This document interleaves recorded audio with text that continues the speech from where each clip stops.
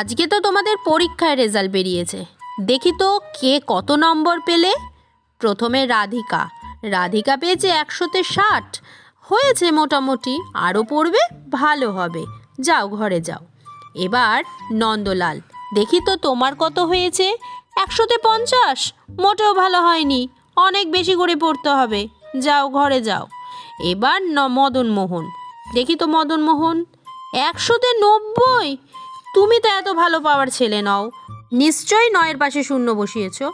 না মা, আমি 9-এর পাশে শূন্য বসাইনি। তুমি এভাবে মানবে না। চলো তোমাকে একটা ঘরে আটকে রাখি, আগে সত্যি কথা স্বীকার করো, তারপর তোমাকে এই ঘর থেকে আমি বের করে নিয়ে যাব। এখানেই বসে থাকবে। কত কিছুতেই বিশ্বাস করলো না, আমি শূন্যটা 9-এর পাশে বসাইনি। আমি তো শূন্যর আগে 9টা বসিয়েছিলাম।